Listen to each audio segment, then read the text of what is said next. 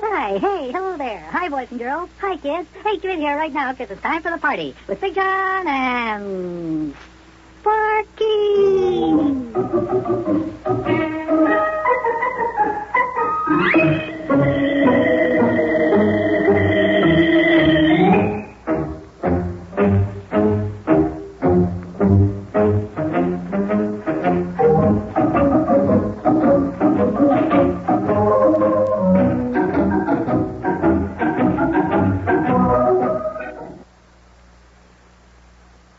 And now, boys and girls, it's time for the further adventures of Big John and Sparkie.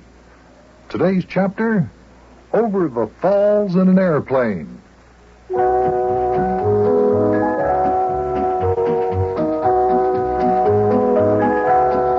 We were escaping from the dread Mungunzi pygmy tribe in Africa in Captain Squinty's airplane. Captain Squinty and Coco Choco and the rest of the native boys had gone back to camp in their jeep, and we were going to fly away from danger. But as we got out into the lake, we discovered that we were out of gas. Meantime, the airplane was drifting out of the lake into the rough Congo River and heading for the falls. You can imagine our almost terror when we thought we were going to go over the falls in our dead airplane.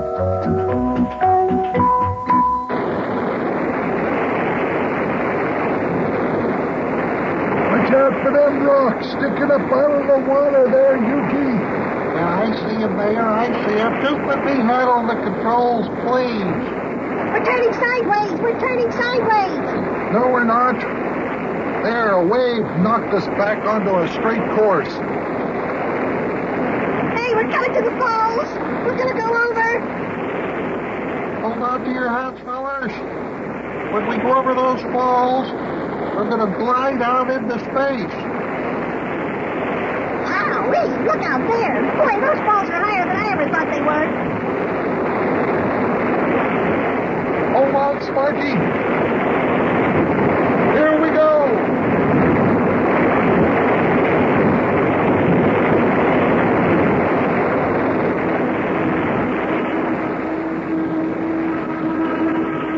Look at us, we're gliding. We're gliding. We're gliding through space. Oh, boy. Oh, we made it. Oh, was I holding my breath. Yuki, that was a fine bit of maneuvering you did there. Yeah, fine. That's what I said.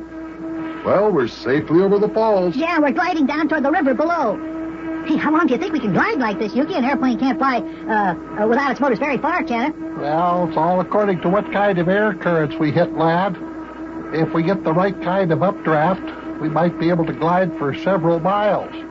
Yeah, boy, this is fun. Sparkie, I wish you'd stop jumping up and down like that and jiggling around in your seat. I'm afraid you'll fall against the door and knock it open and fall out. Now sit back in your seat and relax, will you? No, I won't fall out. Boy, Yuki, we sure are gliding a long way. Feels real funny to be flying in an airplane without the motors going. Did you ever fly the glider, lad? No. Did you? Oh, yes. Me and old Howard Boskin used to belong to the Gilded Gladiators Gliders Club out there in the old Western Hills Airport.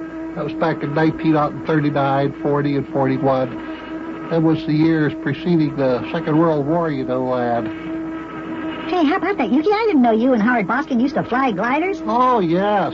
No, I didn't know that either, Yuki. I didn't even know that there used to be a glider club out there at the old airport. Oh, my goodness, Big John. I got news for you. I was the president of the club. What? Yeah, that's right. You were the president of the Gliders Club? Yeah, he was known as the Wingless Clipper. Mayor never did go up in any glider. Too heavy, huh? Oh, he's too fat. We couldn't get a glider big enough for the mayor to fit into. Well, if you've flown gliders, I can see how come you're able to glide this airplane so well. Seems to me, Yuki, that you're taking advantage of every updraft in the jungle. Oh, if this was a real glider and it didn't have any motors on it to weigh it down like this, I could probably keep us up in the air for, a couple of hours or so. Big John, I bet you didn't know this, but one time back in 1940, Old Yuki went up in a glider and he stayed up for 14 hours and 46 minutes. Yeah, the only reason I came back down was because I was getting hungry. I ran out of sandwiches, chocolate bars. Wowee, I'll bet that was a record that lasted for a long time. It lasted one day. In fact, not even one day. The very next day, your very good friend, old Howard Boskin himself, went up in that very same glider and stayed up for 16 hours and 44 minutes. Well, what do you know about that? Oh, boy. Howard Boskin stayed up for 16 hours and 44 minutes. Yeah, the only reason he came down was because the joystick, that's what they call the stick you steer the glider with, lad. The only reason he came down was because the joystick stuck. Luckily, it stuck pointing down into a perfect landing position, or else he might still be up there. Well, it doesn't look like we'll stay up that long. We're losing altitude now, aren't we, Yuki? Yeah. It's these motors on this here airplane. They weigh it down too much.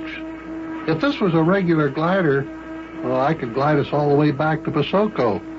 It's only 22 miles, you know. Wowee. Are you going to land on the river, Yuki? Yeah, that is right, lad. In fact, we have to land on the river. As if we want to get back to Basoko, we'll just float downstream with the current. How far do you think we've glided in the air, Yuki? Well, about 5 miles, I'd say, Big John. Well, that means we're about 17 miles upstream from Basoko. It won't take us too long to float that far with the current. Well, here we go. We're going to land on the river.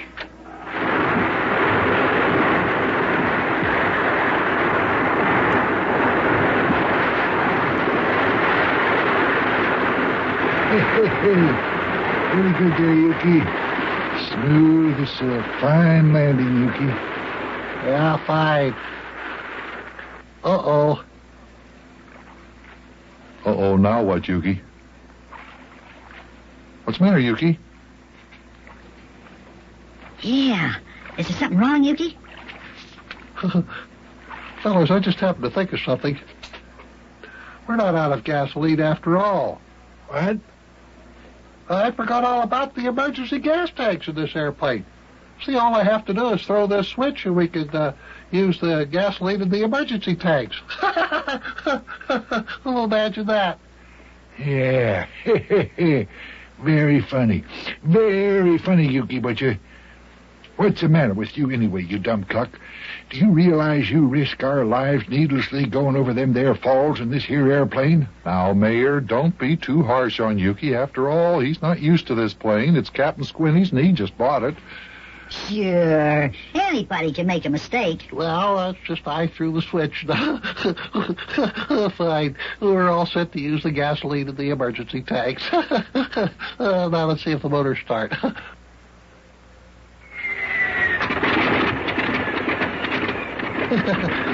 Fine. Now, what would you give for a thing like that? Well, may as well take off and fly back to Basoko. Here we go.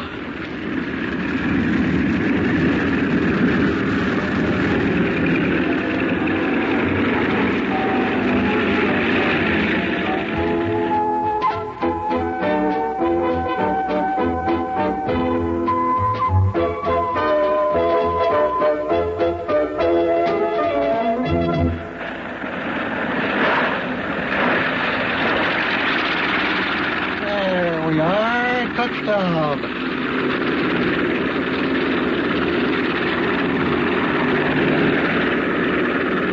We finally made it.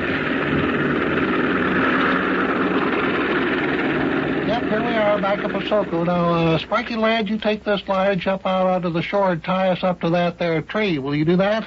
Okay, Yuki. Well, Buster, here we are back where we started from. Where do we go from here?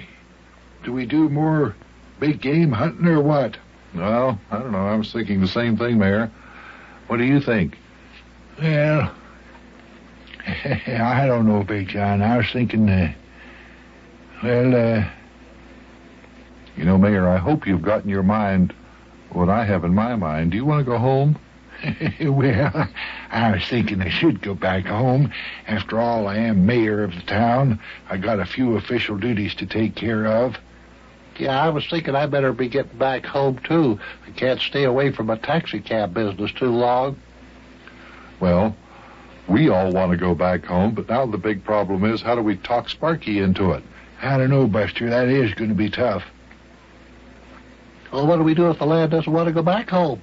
I don't know. What do we do? I'm quite sure he won't want to go back. Well, I sure wish we could talk him into going home, too. Yeah, so do I, but I'm afraid it's going to be a tough job. You don't know how much he likes something like this. Well, Yuki, I got the plane all tied up to the tree, okay? Say, Sparkie, there's something we'd like to ask you. You see, what do you want to ask me, Big John? well, we were talking and, Mayor, you tell him. Well, you see, lad, it's like this. We thought, you tell him, Yuki. Yeah, well, we were kind of wondering, Sparkie. We were just kind of wondering... Well, what's the matter? Well, lad, we're sort of wondering, do you want to keep on hunting big game real bad? Oh, do you mean you still want to stay here in Africa? Well, if you want to stay, I will. But I tell you, I'm getting awfully homesick for Charlie Clammerding and Maxie Finster and Rabbit Ears McKeister and the Wonderlick Twins and Globby Globbenstraddle and all the rest of the guys in my club. Well, if you insist, we'll... Wait a minute. Do you mean, lad... You mean you want to go home, too? Well, what do you think of that? Boy, oh boy, oh boy, oh boy.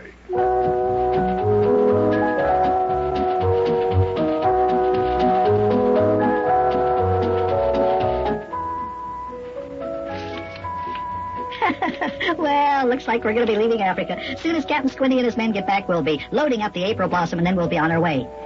Boy, I'll bet by tomorrow this time we'll be almost ready to start on our trip across the Atlantic.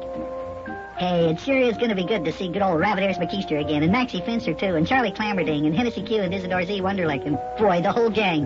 I tell you, I miss that wonderful little shack of ours in Wubblething's Woods, and I just can't wait till I get back.